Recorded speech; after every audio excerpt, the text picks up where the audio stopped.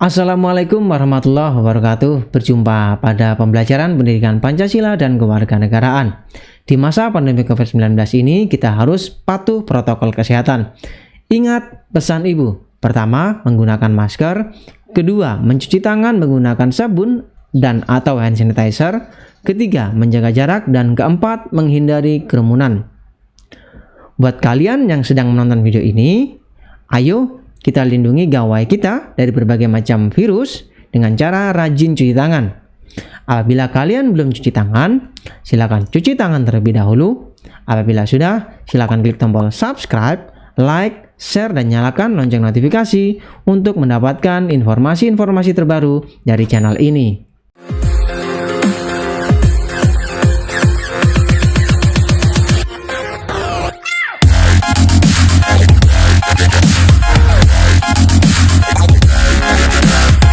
Mari kita awali pembelajaran hari ini dengan berdoa.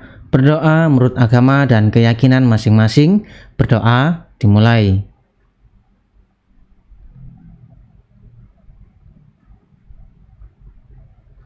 Selesai. Untuk pembelajaran hari ini, kita akan melanjutkan materi minggu lalu mengenai keberagaman suku, agama, ras, dan antar golongan dalam bingkai Bhinneka Tunggal Ika. Masihkah kalian ingat dengan materi sebelumnya tentang keberagaman yang ada di Indonesia apa saja? Yang pertama ada keberagaman wilayah, kedua ada keberagaman agama, ketiga ada keberagaman suku bangsa, keempat ada keberagaman ras, kelima ada keberagaman antar golongan, dan yang terakhir keberagaman jenis kelamin dan gender. Bagus kalau kalian masih ingat dengan keberagaman yang ada di Indonesia.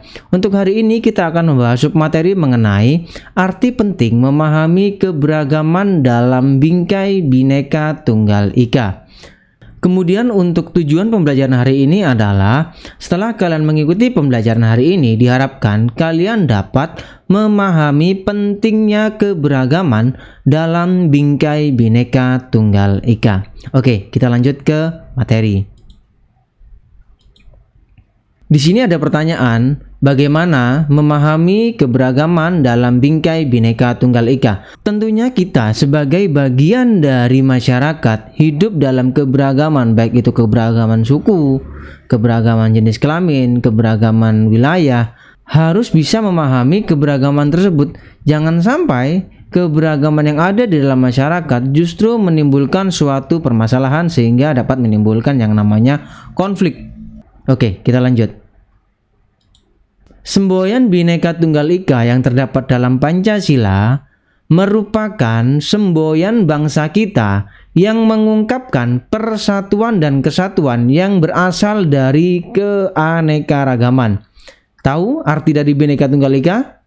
Ya, berbeda-beda tetapi tetap satu jua. Walaupun kita terdiri dari berbagai suku bangsa, beraneka ragam budaya, namun kita tetap satu bangsa, bangsa Indonesia. Memiliki bahasa dan tanah air yang sama, yaitu bahasa Indonesia dan tanah air Indonesia. Kemudian kita kembali ke pertanyaan awal tadi. Bagaimana sih memahami keberagaman yang ada di Indonesia dalam bingkai Bhinneka Tunggal Ika? Tentunya kita harus saling menghormati keberagaman yang ada di dalam masyarakat. Seperti penjelasan berikut ini. Yang pertama, menghormati suku bangsa di Indonesia. Kita sebagai bangsa Indonesia harus bersatu padu agar menjadi satu kesatuan yang bulat dan utuh. Untuk dapat bersatu, kita harus memiliki pedoman yang dapat menyeragamkan pandangan kita dan tingkah laku kita dalam kehidupan sehari-hari. Dengan demikian, akan terjadi persamaan langkah dan tingkah laku bangsa Indonesia, dan pedoman tersebut adalah Pancasila, mulai dari sila pertama sampai sila kelima. Jadi dengan kita menyeragamkan pandangan kita satu tujuan, maka kita bisa mencapai tujuan dari bangsa Indonesia ini walaupun kita berada dalam keberagaman. Kemudian berikut ini beberapa manfaat kita menghormati suku bangsa yang ada di dalam masyarakat kita. Yang pertama adalah kehidupan bermasyarakat tercipta kerukunan seperti halnya dalam sebuah keluarga. Kita lihat dalam lingkungan keluarga kita. Apabila di lingkungan keluarga kita tercipta kerukunan, maka akan ada rasa nyaman tinggal dalam keluarga tersebut. Begitu juga apabila di dalam masyarakat ini tercipta yang namanya kerukunan di atas keragaman agama, suku, ras, dan lain sebagainya, maka akan tercipta kerukunan masyarakat yang sangat indah sekali tentunya. Kemudian yang kedua, antara warga masyarakat terdapat semangat tolong-menolong, kerjasama untuk menyelesaikan suatu masalah, dan kerjasama dalam memenuhi kebutuhan hidupnya. Oke, contohnya seperti ini. Di masa pandemi COVID-19 ini, apabila ada tetangga kita atau ada saudara kita yang terkonfirmasi positif COVID-19, jangan sampai kita sebagai bagian dari masyarakat justru menjauhi tetangga atau saudara kita tadi yang terkonfirmasi COVID-19. Tetapi kita harus bekerja sama, saling tolong menolong, kemudian juga memenuhi kebutuhan hidupnya agar yang bersangkutan selama melakukan isolasi mandiri di rumahnya dapat terpenuhi kebutuhan hidupnya tanpa harus keluar dari rumah. Itulah contoh sederhana yang harus kalian pahami. Kemudian yang ketiga, dalam menyelesaikan urusan bersama selalu diusahakan melalui musyawarah. Jadi manfaat selanjutnya adalah apabila terjadi permasalahan di dalam suatu masyarakat, pasti akan diselesaikan melalui musyawarah. Musyawarah untuk mufakat.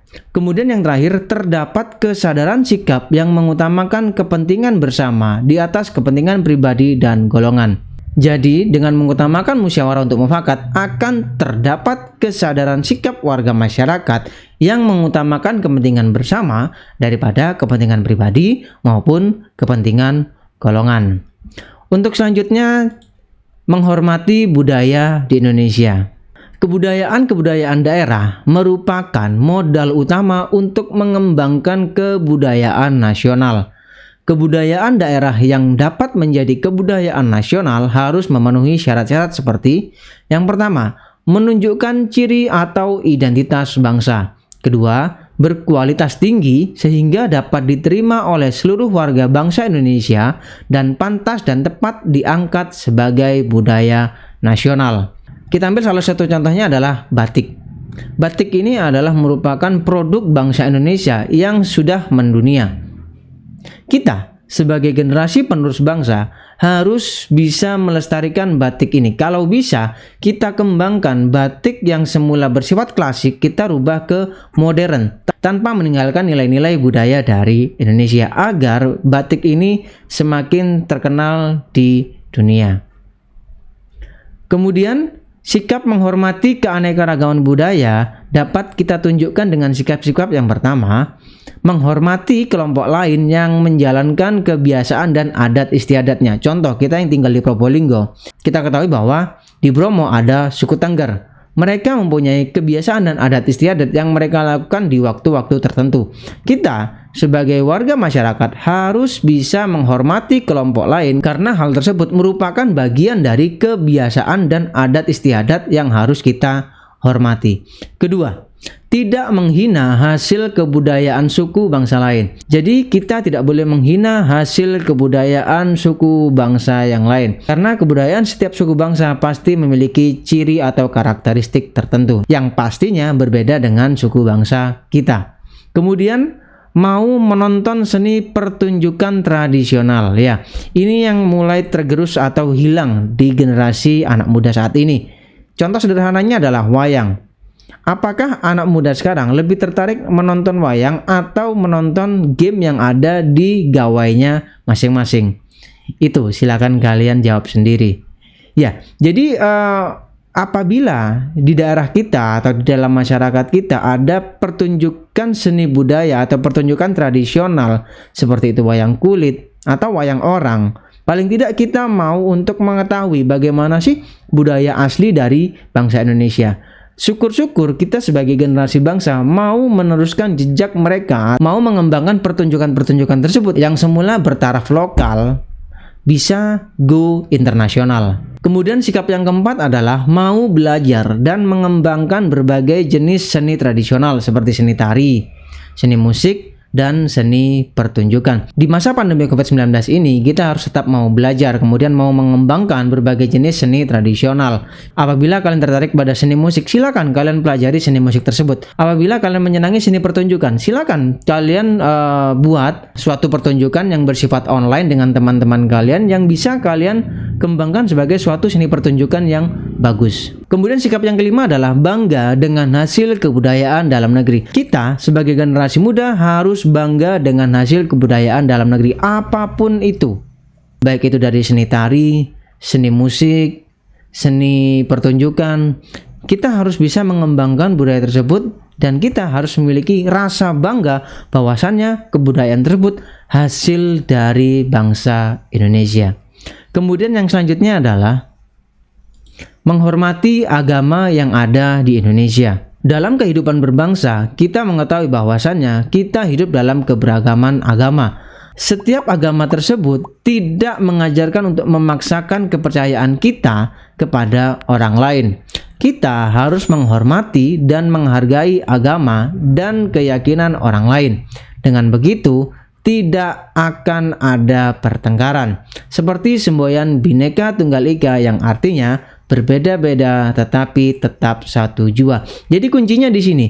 Walaupun kita memiliki suatu keyakinan, suatu kepercayaan, kita tidak boleh memaksakan kepercayaan kita kepada orang lain untuk mempercayai kepercayaan atau keyakinan kita. Karena setiap manusia memiliki hak asasi untuk memilih keyakinan. Kita tidak bisa memaksakan keyakinan kita kepada orang lain.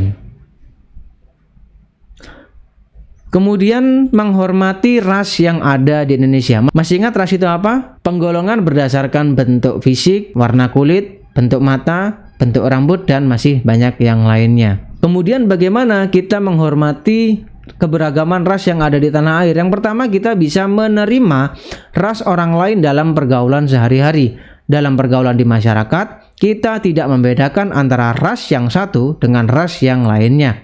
Kemudian tidak menjelek-jelekan, menghina, dan merendahkan ras orang lain. Kita manusia diciptakan Tuhan dengan harkat dan martabat yang sama. Jadi walaupun kita berbeda bentuk fisik, bentuk mata, bentuk rambut, warna kulit, kita tidak boleh saling menghina, tidak boleh saling menjelek-jelekan. Karena kita sebagai manusia diciptakan oleh Tuhan yang Maha Esa memiliki harkat dan martabat yang sama. Posisi kita sejajar walaupun itu kulit hitam, walaupun itu kulit putih. Semuanya sama di mata Tuhan, tidak ada yang berbeda-beda. Kemudian menghormati golongan yang ada di Indonesia. Berikut ini beberapa sikap yang dapat kalian kembangkan dalam menghormati kelompok atau golongan yang lain. Pertama, menerima golongan atau orang lain dalam pergaulan sehari-hari. Dalam pergaulan di masyarakat, kita tidak membeda-bedakan antara golongan yang satu dengan golongan yang lainnya. Kedua, tidak menjelek-jelekan, menghina, dan merendahkan golongan atau kelompok yang lain. Kita manusia diciptakan Tuhan dengan harkat dan martabat yang sama. Jadi hampir sama dengan menghormati ras yang ada di Indonesia tadi. Intinya kita tidak boleh saling menjelek-jelekan golongan orang lain walaupun golongan tersebut tidak memiliki tujuan yang sama dengan golongan kita. Karena kita sebagai manusia memiliki harkat dan martabat yang sama. Posisinya sejajar. Paham? Bagus. Selanjutnya yaitu di dalam Pancasila terdapat semboyan Bhinneka Tunggal Ika, berbeda-beda tetapi tetap satu jua. Intinya Bhinneka Tunggal Ika ini adalah sebagai alat pemersatu bangsa. Dari berbagai macam keberagaman yang ada di Indonesia tadi, Bhinneka Tunggal Ika adalah semboyan yang harus kita pegang teguh agar bangsa Indonesia ini tetap dalam koridor persatuan dan kesatuan bangsa Indonesia. Kemudian realistis historis atau sejarahnya menunjukkan bahwa bangsa Indonesia berdiri tegak di atas keragaman suku bangsa, budaya, agama, ras, dan golongan yang ada. Jadi berdirinya Indonesia sampai dengan hari ini itu atas dasar keragaman suku bangsa, budaya, agama, ras, dan golongan yang ada. Semuanya melebur menjadi satu atas nama bangsa Indonesia. Dan yang terakhir adalah Untuk dapat bersatu, kita harus memiliki pedoman yang dapat menyeragamkan pandangan kita dan tingkah laku dalam kehidupan sehari-hari. Dengan demikian akan terjadi persamaan langkah dan tingkah laku bangsa Indonesia. Pedoman tersebut adalah Pancasila, mulai dari sila pertama sampai sila kelima. Untuk pembelajaran hari ini cukup sampai di sini. Apabila ada yang ingin kalian tanyakan, silakan tuliskan pertanyaan kalian di kolom komentar. Untuk tugas hari ini, silakan kalian catat di buku catatan kalian informasi-informasi penting apa saja yang sudah kalian dapatkan dari video pembelajaran hari ini. Kemudian jangan lupa untuk mengunggah hasil catatan kalian. Pak Andi akhiri pembelajaran hari ini. Semoga apa yang kita pelajari hari ini ada guna dan manfaatnya untuk Pak Andi dan untuk kalian. Pak Andi akhiri. Wassalamualaikum warahmatullahi wabarakatuh.